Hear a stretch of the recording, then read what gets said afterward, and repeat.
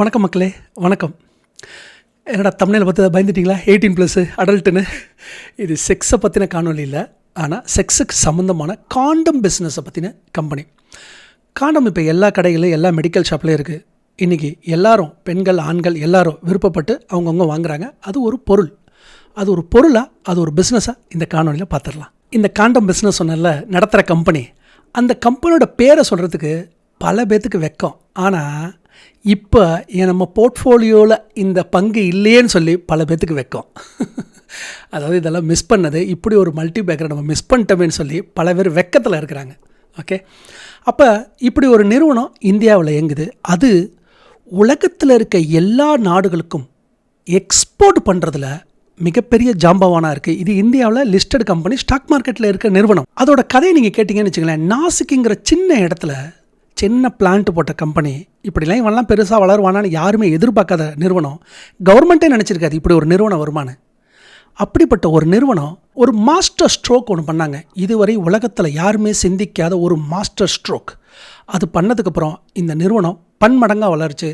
அது வளர்ந்ததுக்கப்புறம் அந்த நிறுவனத்தோட வாரிசுகள் பிரச்சனைனால அதுக்கப்புறம் என்னாச்சு, இப்போ அந்த நிறுவனம் எப்படி இயங்கிக்கிட்டு இருக்குது, இப்போ அதை முதலீடு பண்ணலாமா வேணாமா, பண்ணுறதா இருந்தால் நீங்கள் என்னென்னலாம் ஆராய்ச்சி பண்ணணும் அப்படிங்கிற விழிப்புணர்வு காணொலி தான் இந்த காணொலி. 1993 எனக்கு நல்லா ஞாபகம் இருக்குது. நாங்களாம் ஸ்கூல் படிக்கும்போது அன்றைக்கெல்லாம் ரேடியோவில் விளம்பரம் வரும். அதாவது நிரோத்து உபயோகப்படுத்துங்கள், ஆணுரை பயன்படுத்துங்கள், ஆணுரை இல்லாத உடலுறவு ஆபத்து, மிக ஆபத்துன்னு சொல்லி ரேடியோவில் தினம் ஒரு நல்லா எனக்கு ஞாபகம் இருக்குது. 5வது 6வதுலாம் படிக்கும்போது ரேடியோவில் அப்படியே ஓப்பனாக ஓடிட்டுருக்கு ரோட்லலாம். எங்களுக்கு புரியாது அது என்ன, நாங்களாம் அப்படியே பாட்டு பாடிக்கிட்டே அப்படியே போய்ட்டுருப்போம் ரோட்டில். எங்களுக்கு தெரியாது அது என்னன்னு. அப்போது 1993 நம்ம இந்திய அரசாங்கம் பண்ணால் மக்கள் தொகை அதிகரிக்குங்கிற ஒரு பயத்தில் என்ன பண்ணாங்கனாக்கா, நாம் இருவர் நமக்கு ஒருவர் அப்படிங்கிற திட்டம்லாம் கொண்டு வந்து எல்லா இடத்துலையும் இந்த போஸ்டர்லாம் ஒட்டியிருப்பாங்க. எங்களுக்கு நல்லா இருக்குது. பெயிண்ட் அடித்து காலில் ஒட்டிட்டு போவாங்க, போஸ்டர் ஓட்டுவாங்க. ஒரு குழந்தைக்கு மேலே வேணான்னு சொல்லுவாங்க. அதுக்கு எப்படி தடை நிறுத்துறது அப்படின்னா, அதுக்கு தான் அங்கே தேவைப்படுறது ஆணுரை, காண்டம். அதுக்கப்புறம் இன்னொன்று எய்ட்ஸ் விளம்பரமும் அந்த இடத்துல கொடி கட்டி பறந்துச்சு 1993. அப்போ தான் இந்தியாவில் லிபரைசேஷன் வந்துச்சு. இந்த உலக பொருளாதாரமாக்கத்தில் 3 ஃப்ரெண்ட்ஸு யோசிக்கிறாங்க, நம்ம ஏன் காண்டம் பிஸ்னஸ் பண்ணக்கூடாது, ஏன்னா கவர்மெண்ட்டில் இருக்கிறது ஒரே ஒரு ப்ராடக்ட் தான், நம்ம ஏன் தொடங்கக்கூடாதுன்னு 3 ஃப்ரெண்ட்ஸு யோசிக்கிறாங்க. அந்த 3 நண்பர்களில் ஒருத்தர் பேர் தான் ஓம் பிரகாஷ் கார்க். இந்த ஓம் பிரகாஷ் கார்க் என்ன பண்ணுறாருனாக்கா, அவர் ஏற்கனவே கனடாவில் மைனிங் கம்பெனியில் வேலை பார்த்துட்டு, அப்புறம் அமெரிக்காவில் தங்க நகை வியாபாரம் பண்ணிவிட்டு கடைசியாக ரப்பர் விற்க வந்தார். அதாவது காண்டம் ரப்பர் விற்கிறதுக்கு வந்தாங்க அந்த 3 பேர் சேர்ந்து. அப்போ அந்த 3 பேர் யோசிச்சாங்க, ஐடியா நல்லா தான் இருக்குது, காண்டமில் யாருமே இல்லை, இங்கே நம்ம தான் பண்ண போகிறோம், சரி. ஆனால் இட்ஸ் வெரி ரெகுலேட்டட் ஒன். ஏன் ரெகுலேட்டட் ஒன்?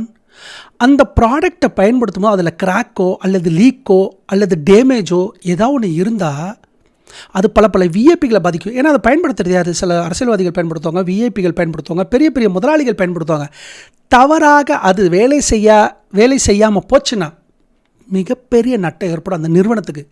அப்போனா குவாலிட்டி செக் எப்படி இருக்குன்னு பாருங்கள். அப்போ ஒரு பேக்கெட்டுக்குள்ளே உள்ளே வைக்கும் பொழுது அந்த கையில் ஒரு சிறு துகள், இரும்பு துகள் இருந்து அதை ஸ்க்ராட்ச் பண்ணிடுச்சுன்னா போதும், முடிஞ்சிச்சு, அந்த கம்பெனி க்ளோஸ். அப்போ அவங்க யோசிக்கிறாங்க, ஸ்க்ராட்ச் ஆகிடக்கூடாது, டிஃபெக்ட் ஆகிடக்கூடாது, குவாலிட்டி ப்ராடக்டாக இருக்கணும். அப்போ அடுத்து WHO போய் அப்ரூவ் ஆகணும், கவர்மெண்ட்டு போய் இது அப்ரூவ் ஆகணும். இது பெரிய ரெகுலேட்டரி பிரச்சனையாக இருக்குன்னு சொல்லி அப்போ யோசிக்கிறாங்க. அப்போ இந்த 3 ஃப்ரெண்ட்ஸ் என்ன பண்ணுறாங்கன்னா, சவுத் கொரியா இருக்குல்ல, சவுத் கொரியா, அதுக்கப்புறம் ஹீரோ கார்பரேஷன், அவங்களோட டெக்னாலஜியை, வெளிநாட்டு டெக்னாலஜியை இம்போர்ட் பண்ணி நாசிக் பக்கத்தில் சின்னாருங்கிற இடத்துல ஆலையை மேனுஃபேக்சரிங் யூனிட்டை பண்ணுறாங்க.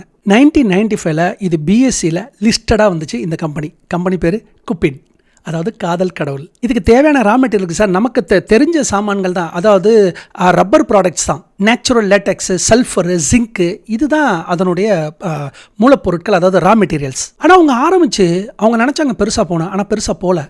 ஏன்னா ஏற்கனவே கவர்மெண்ட்டோட ப்ராடக்ட்டு கூவி விற்றுக்கிட்டு இருந்தாங்க ரேடியோவில். அப்போ இவங்க அங்கே போய் புதுசாக போய் எங்கே கூவுறது, டிவியில் எப்படி போய் போடுறது, இப்படி ஒரு விளம்பரத்தை எப்படி கொண்டு வர்றது, எப்படி பெண் முகங்களை விளம்பரத்தில் கொண்டு வரது, எப்படி ஆண் முகத்தில் விளம்பரத்தில் கொண்டு வரது, இது இந்தியர்கள் ஏற்றுக்குவாங்களான்னு ஒரு சிறிய நெருடல் அவங்களுக்குள்ளே இருந்துக்கிட்டே இருந்தது. அதாவது அன்னைக்கே பார்த்தீங்கன்னா கடையில் போய்ட்டு அண்ணே அது இருக்கானே அப்படின்னு கேட்குற குரூப்பு.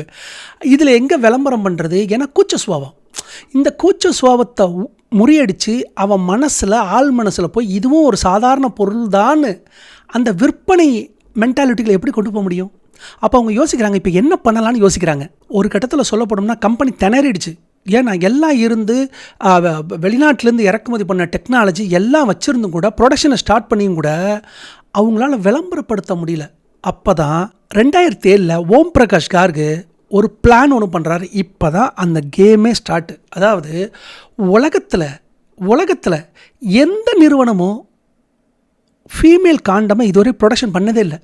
ஃபீமேல் காண்டமை இதுவரை யாரும் ப்ரொடக்ஷன் பண்ணதே இல்லை. ஒன்லி மேல் காண்டம்ஸ் தான் இருக்குது. ஆணுரைகள் மட்டும்தான் இருக்குது, பெண் உரைகள் கிடையவே கிடையாது. அப்போ அவர் என்ன நினைக்கிறாருன்னா, ஏன் நம்ம பெண் உரைகள் பண்ணக்கூடாது, ஏன் வந்து ஃபீமேல் காண்டம் பண்ணக்கூடாதுன்னு சொல்லி யாரும் தொடாத இடத்த அவர் டச் பண்ணுறாரு. 2007லேருந்து 2012 வரை டெஸ்டிங் 2007லேருந்து 2012 வரை இந்த ஃபீமேல் காண்டம் இருக்கு இல்லையா, அதை எகைன் ஆர்என்டி பண்ணிக்கிட்டே இருக்காங்க, டெஸ்டிங் பண்ணிக்கிட்டே இருக்காங்க, குவாலிட்டி செக் பண்ணிக்கிட்டே இருக்கிறாங்க. இதில் இந்த 5 வருஷம் கடின ஆர்என்டிக்கு அப்புறம் 2012 ஜூலையில் WHOலேருந்து அவங்களுக்கு ஒரு prequalification, world first female condom prequalification நமது இந்திய நிறுவனமான குப்பிட்டுக்கு கிடைக்குது. இந்த ப்ரீ குவாலிஃபிகேஷன் சொன்ன இல்லையா சர்டிஃபிகேட், அந்த சர்டிஃபிகேட்டோட வேல்யூ என்ன தெரியுமா? அந்த சர்டிஃபிகேட் யார் ப்ரீ குவாலிஃபிகேஷன் சர்டிஃபிகேட் வச்சுருக்காங்களோ அந்த சர்டிஃபிகேட்டில் மட்டும்தான் ஐக்கிய அரபுகள், மிடில் ஈஸ்ட்டு, ஃபாரின் கண்ட்ரிஸ் எல்லாரும் அவங்ககிட்டேருந்து மட்டும்தான் வாங்கணும். இதுதான் WHO சொல்கிறது.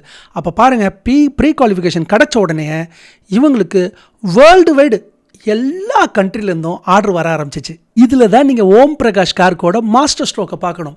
ஃபஸ்ட்டு அவர் என்ன பண்ணார், யாருமே யூஸ் பண்ணாத ஃபீமேல் காண்டமுக்கு போயிட்டார். இப்போ அடுத்து என்ன பண்ணுறாரு, தான் வைக்கிறது தான் விலை. ப்ரீ குவாலிஃபிகேஷன் யார்கிட்ட இருக்குது, அவர்கிட்ட மட்டும் தான் இருக்குது. தான் வைக்கிறது தான் விலைன்னு அவர் என்ன பண்ணுன்னா 10x. சார் வேர்ல்டு நாடுகள்லாம் வாங்க போகுது, இந்தியன்ஸ் வாங்கலை சார். இந்தியன்ஸ் நம்மால் ரீட்டைலர் வாங்கலை. என்ன வெளிநாடுகள், பிரேசில், தான்சானியா, சவுத் ஆஃப்ரிக்கா, கொரியன்ஸு இவங்கெல்லாம் என்ன பண்ணுறாங்கன்னா, பிரேசில்ஸ் உங்களுக்கு தெரியுமில்ல, சவுத் ஆஃப்ரிக்கன்ஸு, ஆஃப்ரிக்கன் கண்ட்ரிலாம் தே வாண்ட், ஏன்னா எய்ட்ஸ் எல்லாம் அங்கே நல்லா பரவும். அதுக்காக அங்கே அந்த நாடுகள் WHO ப்ரீ குவாலிஃபிகேஷன் பண்ண இவங்கள்ட்ட தான் வாங்கணும்னு சொன்னோன்னே இவர் என்ன பண்ணிட்டாரு, 10x, அதாவது ஒரு மேல் காண்டமோட விலை 5 ரூபானா இது 50 ரூபா அப்படின்னா வேறு வழி இல்லை, பேச்சு வழி இல்லை, இவங்க அவங்கள்ட்ட தான் வாங்கி தரணும். அப்போ என்ன பண்ணார், ப்ரைஸை 10x மாற்றினார். இதில் சவுத் ஆஃப்ரிக்கா அரசு, பிரேசில் அரசு, அடுத்து எய்ட்ஸ் தடுப்பு மருந்து நிறுவனங்கள் இருக்குல்ல, NGO, இவங்க எல்லாருமே ஆர்டர் மேலே ஆர்டர் கொடுக்க ஆரம்பித்தாங்க குப்பிட்டுக்கிட்ட. இந்த 2012க்கு அப்புறம் தான் உண்மையான சுயரூபமே தெரிஞ்சது. இந்த குப்பிட்டோட சுயரூபம் என்னென்னா, 90% மேனுஃபேக்சரிங் எங்கே போகுதுன்னா குளோபல் கண்ட்ரிஸ்க்கு எக்ஸ்போர்ட் மூலயமா இவங்க 90% அவங்களோட ப்ரொடக்ஷனில் டோட்டல் 90% பண்ணாங்க. 90% அவங்களோட வருவாய் எதில் வந்திருக்கும், டாலரில் வந்திருக்கும். நல்லா கவனிக்கணும், டாலரில் வந்திருக்கும், யூரோவில் வந்திருக்கும். ஸோ USD, யூரோ இது மூலிமா வருவதனால INR ஆல்ரெடி டெப்ரிசியேஷன். அதனால் இவங்க மிகப்பெரிய இவங்க லாபத்தை 2012லேருந்து பார்க்க ஆரம்பித்தாங்க. அந்த உலக நாடுகள்லாம் சொன்னல, இந்த தான்சானியா, பிரேசில் இவங்கெல்லாம் லாங் டேர்ம் அக்ரிமெண்ட்டாக போட ஆரம்பிச்சிட்டாங்க. ஈவன் WHO கூட அவங்களோட கான்ட்ராக்ட் போட்டு அவங்கள்ட்டேருந்து வாங்கி சப்ளை டு இந்த ஏழை நாடுகளுக்கெல்லாம் கொடுக்க ஆரம்பிச்சு. உகாண்டா அந்த மாதிரி கண்ட்ரீஸ்க்கெலாம் அதுக்கும் இவங்க கொடுக்க ஆரம்பிச்சு. கென்யா, உகாண்டா, அதாவது ஆஃப்ரிக்கன் கண்ட்ரீஸ்க்கு சப்ளை ஃப்ரீயாக இவங்க வாங்கி WHO கொடுக்க ஆரம்பித்தாங்க. இங்கே தான் இன்னொரு மூமெண்ட்டை நீங்கள் பார்க்கணும். அதாவது 2012 இவங்க காண்டமில் மட்டும் இருந்தவங்க அதுக்கப்புறம் என்ன பண்ணுறாங்க, வேஸ்லினில் வராங்க. வேஸ்லின் எதுக்கு வந்தாங்கன்னு தெரியல, அதை நீங்கள் தான் சொல்லணும். வேஸ்லினில் வரான், ஆயிலில் வரான். ஆயிலு வேஸ்லின்னு எங்கேயோ இடிக்குத, ஆயிலு வேஸ்லின்னு, அதுக்கப்புறம் காண்டம்ஸு. என்னடா இது?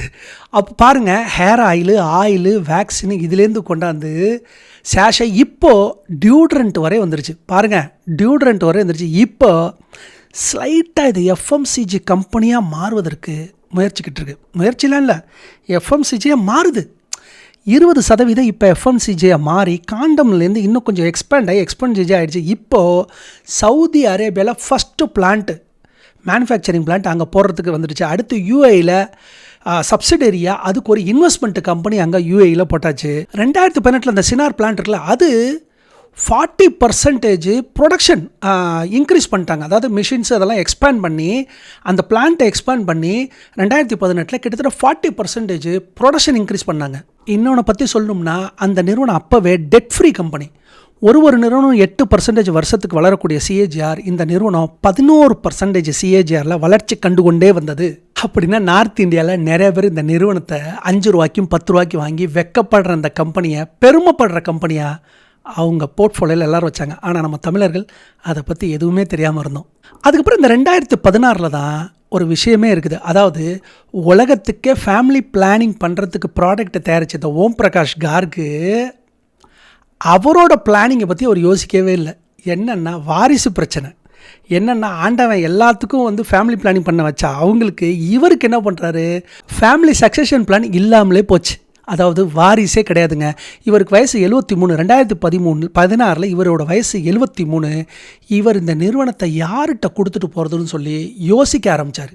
அவரும் பல நிறுவனங்களை தேர்னார், பல ஆளுங்கள்ட்டெல்லாம் பேசினார் இந்த கம்பெனியை இன்னொரு ஆள்கிட்ட கொடுத்துட்டு போகிறதுக்கு. ஆனால் பல பேர் வந்தாங்க, பேசினாங்க, போயிட்டே இருந்தாங்க. ஒரு கட்டத்துக்கு மேலே ஓம் பிரகாஷ் கார்கே என்ன நினச்சிட்டாருனாக்க, இந்த நிறுவனம் வந்து ஒரு ஆர்ஃபன் கம்பெனி மாதிரி, ஒரு அனாதை கம்பெனி மாதிரி ஆகிடுமோ, நமக்கு அப்புறம் யாருமே இல்லையோ அப்படின்னு பயப்பட ஆரம்பித்தார். கடைசியாக 2023 செப்டம்பரில், அதாவது 2016 ஆரம்பித்தவர், விற்கிறதுக்கு ஆரம்பித்தவர் 2023 செப்டம்பரில் தான் இதுக்கு ஒரு ஆன்சர் கிடச்சிச்சு. 2023 செப்டம்பரில் தான் அந்த பேச்சுவார்த்தைக்கே வராங்க. யுனிவர்சல் ஹல்வாசியாவும் அதுக்கப்புறம் கொலம்பியா பெட்ரோ கெமிக்கல் கம்பெனி, இந்த 2 கம்பெனியும் இவங்கள்ட்ட பேச வர்றாங்க. இந்த ஓம் பிரகாஷ் கார்ட்டேருந்து அந்த ஆதித்யகுமார் ஹல்வாஷியா இருக்கார்ல, ஆதித்யகுமார் ஹல்வாஷியா, இவங்க 41% ஈக்குவிட்டியை மார்க்கெட்லேருந்து வாங்குறாங்க. ஒரு ஷேரோட விலை 285 ரூபாய்க்கு, அதாவது 159 கோடி இன்வெஸ்ட்மெண்ட் பண்ணுறாங்க, கொடுத்துட்டு அந்த ஸ்டேக் எல்லாத்தையும் வாங்குறாங்க. கடைசியாக 30 வருஷ ஓம் பிரகாஷ் கார்கோட சகாப்தம் முடிஞ்சிச்சு. அதுக்கப்புறம் இப்போது ஆதித்யகுமார் ஹல்வாஷியா கையில் இப்போ வந்துச்சு. உண்மையை சொல்ல போனோம்னா, குப்பீடு முன்னாடி இருந்த ஓம் பிரகாஷ் கார்கிட்ட இருந்த கம்பெனி வேறு, இப்போ ஆதித்யகுமார் ஹல்வாஷிட்ட கம்பெனி வேறு. அதாவது அனலிஸ்ட்லாம் இப்படி தான் சொல்கிறாங்க, முன்பு பின்பு, வாங்கிறதுக்கு முன்பு வாங்கிறதுக்கு பின்பு. சார், வாங்கினதுக்கு பின்பு தான் இந்த ஆதித்யகுமார் ஹல்வாஷியா இருக்கார்ல, இவர் என்ன பண்ணுறாருன்னா தன்னோட ஸ்டேக்கை இன்க்ரீஸ் பண்ணுறாரு, பிளட்ஜை குறைக்கிறாரு. அதுக்கப்புறம் பார்த்தீங்கன்னா எஃப்ஒஏ எல்லாம் வாங்க ஆரம்பிக்கிறாங்க. பங்கு பட வேணாம் எகிரிச்சு. இந்த புது ப்ரொமோட்டர் இருக்கார்ல ஆதித்யகுமார் ஹல்வாஷியா, இவர் வந்ததுக்கப்புறம் FY26 கம்பெனியோட ரெவன்யூ 200% அடிச்சிச்சா. அதாவது 358 கோடி ரெட்டிப்பாயிடுச்சு. பாருங்கள், ரெவன்யூ ரெட்டிப்பாயிடுச்சு. நெட் ப்ராஃபிட் 108 கோடி, 165 டைம்ஸ் இன்க்ரீஸ் ஆகிடுச்சு. அடுத்தடுத்த குவார்ட்டர்லேயும் ப்ராஃபிட் 44 crores, முந்தைய வருடத்தை விட 194% அதிகம். அதுக்கப்புறம் எபிட்டா மார்ஜின் 40%ன்னு சொல்லி இந்த மனுஷன் வந்ததுக்கப்புறம் போடும் போட்டுருச்சு. இப்போ வந்தார்ல இந்த ஆதித்யகுமார் ஹல்வாஷியா, இவர் என்ன பண்ணுறாருன்னா மகாராஷ்டிரா பல்லவா சிட்டின்னு ஒரு ஏரியா இருக்குது, அந்த ஏரியாவில் அடுத்த பிளான்ட்டை போடுறாரு. அதாவது இதுவரை குப்பீடு என்ன ப்ரொடக்ஷன் கெப்பாசிட்டி பண்ணுச்சோ அதை விட 1.5 டைம்ஸ் அதிகமாக கெப்பாசிட்டி பண்ணுற அடுத்த பிளான்ட்டை ரெடி போட்டாங்க. அதுக்கப்புறம் தான் எஃப்எம்சிஜியில் பர்ஃப்யூம்ஸு, ஹேர் ஆயிலு, டியூட்ரண்ட்டு அப்படின்னு சொல்லி எஃப்எம்சிஜியை கன்வெர்ட் பண்ண ஆரம்பித்தாங்க. இந்த ப்ரொமோட்டர் இருக்கார்ல ஆதித்யகுமார் ஹல்வாஷியா, இவர் என்ன பண்ணார்னா எப்பப்பெல்லாம் டயம் இருக்கோ, எப்பப்பெல்லாம் காசு இருக்கோ, ஓப்பன் மார்க்கெட்டில் இந்த அப்படியே பப்ளிக்கிட்டேருந்து வாங்கிட்டே இருந்தார், இன்க்ரீஸ் பண்ணிக்கிட்டே இருந்தார். ஒரு நாளும் 2 வாரத்துக்கு 0.2%, 0.23%ன்னு சொல்லி வாங்கிக்கிட்டே இருந்தார். 33%லேருந்து 46% ப்ரொமோட்டர் ஹோல்டிங்கை இன்க்ரீஸ் பண்ணார். ஏன்னா அவருக்கு தெரியும் இந்த நிறுவனத்து மேலே நம்பிக்கை இருக்குது. நான் மகாராஷ்டிராவில் ஒரு பிளான்ட் போட்டேன், ஆல்ரெடி சின்காவில் ஒரு பிளான்ட் இருக்குது, நாசிக்கில், உலகத்தில் இருக்க எல்லா கம்பெனியோடையும் எனக்கு வந்து டைப் போட்டேன், அடுத்து ஒரு 20 வருஷத்துக்கு எனக்கு கான்ட்ராக்ட் இருக்குங்கிற நம்பிக்கையில் மனுஷன் தான் கையில் இருக்க எல்லா சொத்தையும் போட்டு அந்த கம்பெனியோட பங்குகளை வாங்க ஆரம்பிச்சிட்டாரு. சார், இது பேர் தான் ஓனர்ஷிப். பாருங்கள், பங்குகளை வாங்குறாரு பாருங்கள், இது பேர் தான் ஓனர்ஷிப். இவ்வளோ நேரம் இப்போ நம்ம என்ன பார்த்தோம், பங்குகளை பற்றி, பிளான்ட்டை பற்றி, வந்த பிஸ்னஸை பற்றி. ஓம் பிரகாஷ் கார்கே என்ன பண்ணார், அவருக்கு ஏன் குழந்தை இல்லாமல் போச்சு, முதல்ல இந்த 3 பேர் எப்படி வந்தாங்க, 1993 லிபரேஷன் எப்படி வந்துச்சு, நிரோத் எப்படி இது பண்ணிச்சு, இவங்க எப்படி விளம்பரத்தை கொண்டாங்க, அதுக்கப்புறம் லேடிஸ் காண்டம் எப்படி பண்ணாங்க, இதெல்லாம் ஃபண்டமெண்டல் அனாலிசிஸ். இப்போ இந்த பங்கு என்ன ரேஞ்சில் இருக்குதுன்னு கேட்டிங்கன்னா இங்கே வேணால் காட்டுறேன் பாருங்கள். Sir, performance wise great. ஆனால் 3 வருஷத்தில் வளர வேண்டிய வளர்ச்சியை இந்த ஒரே 6 மாதத்தில் வளர்ந்துருச்சு. அடுத்த 3 வருஷத்துக்குரிய மதிப்பை இப்போவே காமிச்சு கொடுத்துருச்சு. அதாவது 3 வருஷத்துக்கு அப்புறம் தான் ஏறப்போகுது இந்த நிறுவனம். ஏன்னா அவ்வளோ வளர்ச்சி இருக்குன்னு தெரிஞ்சு இப்போவே மார்க்கெட் என்ன புரிஞ்சிருச்சுன்னா அதோட விலையை கொடுத்துருச்சு. இப்போ எவ்வளோ இருக்குது பாருங்கள், கிட்டத்தட்ட 200 கிட்ட இருக்குது. இந்த கிட்ட பீட்டர் லிஞ்ச்லாம் என்ன சொல்லுவார்னா, when the stocks comes on 70-60 you should sell the stock அப்படிம்பாங்க. ஸோ அப்படி பார்த்தா ஃபண்டு மேனேஜர் யாராவது மியூச்சுவல் ஃபண்டில் வச்சுருந்தா கூட அவங்களும் என்ன பண்ணலாம், இதை விற்கிறதுக்கு தான் இதை முனைப்படுவாங்க. ஏன்னா ஓவர் பாட்டுக்கு போயிடுச்சு. இப்போ ஓவர் பாட்டுக்கு போனோன்னே அவங்க என்ன பண்ணுவாங்க, விற்கிறதுக்கு தான் இங்கே பார்ப்பாங்களே தவிர PE it's a very high, valuation is very high. அதுக்கப்புறம் பாருங்கள், புக் வேல்யூ பாருங்கள் 78 டைம்ஸ் அதிகம். சார் 15க்கு மேலே போனாலே எனக்கெல்லாம் பக்கு பக்குங்கும். 78% உயர்ந்திருக்கு சார். அதாவது கம்பெனியோட மார்க்கெட் கேப் இருக்குல்ல, மார்க்கெட் கேப்பு 30,000 படிச்சு, ஏன் 3 வருஷத்துக்குரிய வேல்யூவேஷனை இப்போயே கொடுத்துருச்சு, கரெக்டு. ஆனால் 33,000 கோடி வச்சுருக்கிற வேல்யூவேஷன் வச்சுருக்கிற மார்க்கெட் கேப் வச்சுருக்கிற நிறுவனம் எவ்வளோடா லாபம் குவார்ட்டருக்கு பண்ணுதுன்னா வெறும் 40 கோடி. 40 கோடி தான் ப்ராஃபிட்டு. அதாவது இவன் 40 இல்லை, இவன் 400 கோடி வருவான் அடுத்த 3 வருஷத்துல புரிஞ்சுக்கிட்டு இப்போவே அதுக்கு மார்க்கெட் வேல்யூவேஷன் கொடுத்துருச்சு. கரெக்ஷன் இருக்கலாம், இல்லாமலும் இருக்கலாம். ஆனால் ஒரு பங்கை தேர்வு செய்யறதுக்கு முன்னாடி பி எவ்வளோ இருக்குது, வேல்யூவேஷன் எவ்வளோ இருக்குது, இந்த பங்கின் பிஸ்னஸ் சரிதானா, ப்ரொமோட்டர் எப்படி இருக்கிறாங்க, இதுக்கு ஆர்டர் இருக்கா, இவங்களோட ஆர்டர் எல்லாம் நல்லா கவனிங்க, எல்லாமே ஃபாரின். ஒருவேளை நாளைக்கு இந்தியாவின் மீது ஒரு சிறிய ஒரு தயக்கமோ அல்லது ஏதோ ஒரு பொருளாதார தடையோ ஏதோ ஒரு அங்கம் வைக்கிற கம்பெனி இல்லை புது ஏதோ ஒரு கம்பெனி சைனாலேயோ அல்லது பிரேசில்லையோ ஆரம்பித்தா இவங்களோட ஆர்டர் என்ன ஆகும்னு நீங்கள் பாருங்கள். ரைட்? அப்போ இதெல்லாம் என்னது, இதெல்லாம் ரிஸ்க் ஃபேக்டரில் அதிகமாகவும் இருக்குது, விலை அதிகமாகவும் அடிச்சு. ஆனால் எஃப்ஐ அதிகரிச்சிருக்கிறாங்க, அதையும் நம்ம பார்க்கணும். அப்போ மியூச்சுவல் ஃபண்டு மேனேஜர்ஸு 60-70 போனால் விற்கக்கூடிய அவர்கள் விற்பார்களா அப்படிங்கிறத பார்த்துட்டு ஒரு நல்ல கரெக்ஷன் வந்துச்சுன்னா அதுக்கப்புறம் இந்த பங்கை நம்ம வச்சுக்கலாமா வேளாமான்னு யோசித்து பொறுமையாக முடிவெடுங்க. அது உங்களோட பொறுப்பு. இவ்வளோ நேரம் நான் பேசின அந்த பங்கை பற்றி பெருமை கிடையாது, முழுக்க கல்வியின் அடிப்படையில் ஒரு பங்கை எப்படி தேர்வு செய்யணும், ஒரு பங்கை எப்படி கவனிக்கணும், அதுக்கு பின்னாடி இருக்க ஃபண்டமெண்டல்ஸ் என்ன அப்படிங்கிறத ஒரு ஃபன் மூடில் ஒரு ஜாலியாக ஒரு கல்விக்காக உங்கள் முன்னாடி எடுத்து வச்சுட்டேன். இந்த பங்கை வாங்குங்க விற்கணும்னு சொல்கிற இடத்துல நான் கிடையாது. இந்த பங்கை வாங்கிறது விற்கிறது முழுக்க உங்களோட பொறுப்பு. Don't follow any random YouTubers for your investment advices. Don't do that. And do your own analysis before investment. Thank you. நன்றி மக்களே, நன்றி.